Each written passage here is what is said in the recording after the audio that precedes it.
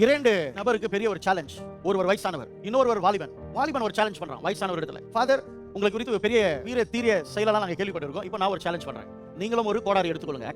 நானும் ஒரு கோடாரி எடுத்துக்கொள்றேன். நீங்களும் என்ன பண்ணுங்க, உங்க தோப்புல இருக்கிற மரத்தை வெட்டிட்டு வாங்க. நானும் என் தோப்புல இருக்கிற மரத்தை வெட்டுறேன்.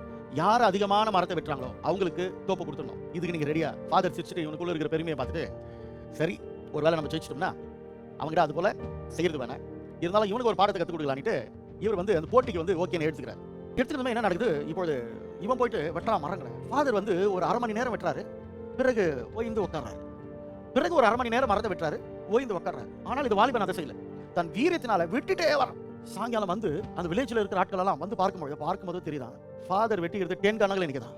ஒரு 2-3 லாரி ஏற்றத்தக்க மரங்கள் நிற்கிறதா. ஆனால் இவன் வெட்டினது ஒரு லாரி கூட தராது. இவனுக்கு அப்படியே வெக்கமா போச்சு ஜனங்க மத்தியில. அப்பதான் இவன் கண்ணு கலங்கி, என்ன நம்ம நிலம் போச்சு, நம்ம தோப்பு போச்சு, காலில் விழுந்து, ஃபாதர் இது எப்படி சாத்தியமாச்சு? நான் பார்க்கும் பொழுதெல்லாம் 1/2 மணி நேரத்துக்கு ஒரு முறை களைப்பா நீங்க உட்காருங்களே, எப்படி நீங்க வெட்டினீங்க? அப்பதான் ஃபாதர் சிரிச்சு சொன்னாரா, நீ உன்னுடைய பலத்தினால தொடர்ச்சியா வெட்டிட்டே இருந்த. ஒவ்வொரு அடிக்கும் ஒவ்வொரு நேரங்கள் ஆக உன் பலன் குறைகிறது மட்டும் இல்ல, உன்னுடைய கோடாரின் ஆகுது மொக்கையாவது. அது தெரியாமையே நீ என்ன பண்ணிட்டு இருக்க, வெட்டிட்டு இருக்க தம்பி. நான் அது செய்யல, 1/2 மணி நேரத்துக்கு ஒரு முறை நான் உட்கார்ந்து என் கோடாரியை கூர்மையாக்கினேன்.